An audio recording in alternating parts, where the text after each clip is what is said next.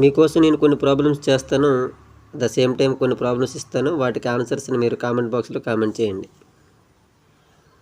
Okay, చూడండి సింప్లిఫికేషన్లో మనం part 2 చూడండి. ఇలాంటి ప్రాబ్లమ్స్ మీరు ఆల్రెడీ చేశారు కదా. ఎన్ని ప్రాబ్లమ్స్ చేసినా డౌట్స్ వస్తూనే ఉంటాయి. అయితే వీటికి నేను ఇప్పుడు ఆన్సర్లే చెప్పను, కానీ వీటి తనకు అర్థం చెప్తాను. అర్థం చెప్పాక 1 to 9 ప్రాబ్లమ్స్ ఎక్స్ప్లెయిన్ చేసిన తర్వాత మీరు అన్నిటికీ ఆన్సర్స్ రాయాలి. అలాగే వ్యూవర్స్ కూడా కామెంట్లో ఆన్సర్స్ రాయడానికి ట్రై చేయండి.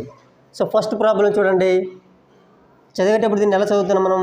10 - 5 = హౌ మచ్? ఓకేనా? ఇది డైరెక్ట్ ప్రాబ్లం కదా. 10లో నుంచి 5 తీస్తే ఎంత అని అడుగుతుంది. దీనికి ఎటువంటి డౌట్ మనకు వస్తుంది అంటే ఇంకా ఇక్కడ మరి ఈ ప్రాబ్లం ఎలా చదవాలి చూడండి. ఎలా చదువుతున్నానో, ఎలాగ అర్థం చేసుకుంటున్నానో. దీన్ని 10 + -5 చెప్పండి. 10 = హౌ మచ్? ఎంత అని అడుగుతుంది మనకి. అయితే నేను ఎలా అర్థం చేసుకోమని చెప్తున్నానంటే 10 మనకి 10 రూపాయలు వచ్చింది, 5 రూపాయలు పోయింది అనుకోవాలి. 10 అంటే వచ్చినట్లు, మైనస్ అంటే పోయినట్లు. నేను ఆన్సర్ చెప్పట్లేదు, ఓన్లీ ఎక్స్ప్లెయిన్ చేస్తున్నాను. 10 + -5 అంటే 10 వచ్చింది, 5 పోయింది. ఫైనల్గా నీ దగ్గర ఎంత మిగిలిందో చెప్పాలి. నెక్స్ట్ ఇక్కడికి రండి. ఒక గేమ్ ఆడావు, మొదట 10 పోయింది, తర్వాత 5 వచ్చింది. మొదట ఆడినప్పుడు 10 పోయింది, తర్వాత 5 వచ్చింది. ఇప్పుడు ఫైనల్గా నీ దగ్గర ఎంత ఉందో చెప్పాలి. నెక్స్ట్ దీన్ని -10 + -5. ఇక్కడ ఎలా అర్థం చేసుకోవాలి దీన్ని మనం? 10 పోయింది చూడరా. మొదట ఆడినప్పుడు 10 పోయింది, తర్వాత ఆడినప్పుడు కూడా 5 పోయింది. ఇక్కడ ప్లస్ అనగానే ఆ 2 నెంబర్లు కలిపి పక్కన రాసేయడం అర్థం కాదు. పోయిన వాటిని కూడా కలిపితే ఎంత పోయినట్లు కూడా చెప్పాలి. ఇక్కడ పోయింది, అక్కడ పోయింది, మొత్తం మీద ఎంత పోయిందో చెప్పాలి. ఇప్పుడు ఈ ప్రాబ్లం చూడండి ఎలా చదువుతున్నాను. 5 - 10 = హౌ మచ్? 5లో నుంచి 10 తీయాలి, అంతేనా? 5లో నుంచి 10 తీయాలి. అయితే నేను ఇక్కడ ఏమంటాను చూడండి. మళ్ళీ ఇక్కడ కూడా ముందులాగే అనుకోవచ్చు. ఎలాగా? ఇక్కడ దీని ముందు ఏం లేదంటే +5 అంటే 5 రూపాయలు. ఫస్ట్ గేమ్ ఆడేటప్పుడు 5 రూపాయలు వచ్చింది అనుకోండి. తర్వాత ఇది -10 కదా, 10 పోయింది. మళ్ళీ సేమ్ ఇక్కడలాగే మనం ఆలోచించవచ్చు. మొదటి గేమ్లో 5 వస్తే తర్వాత గేమ్లో 10 పోయింది. ఇప్పుడు నా దగ్గర వచ్చిన డబ్బులు ఉన్నాయా, లేకపోతే పోయిన డబ్బులు ఉన్నాయా, నా దగ్గర ఎంత మిగులుతుంది? అప్పు మిగులుతుందా, లేకపోతే నిజంగానే డబ్బులు మిగులుతాయి? మనం ఆలోచన చేయాలి. ఇక్కడ 5 వచ్చింది, నెక్స్ట్ గేమ్లో 10 పోయింది. మొత్తం మీద నీ దగ్గర పోయినట్లా వచ్చినట్లా?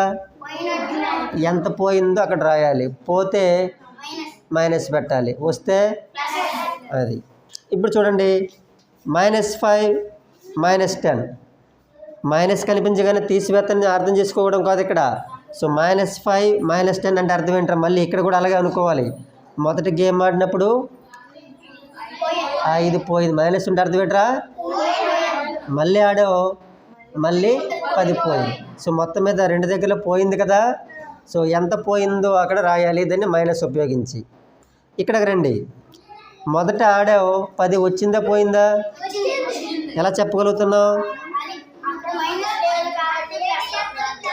ఉన్నట్లు. నెక్స్ట్ ఇక్కడికి రండి. ఇదేంటిది?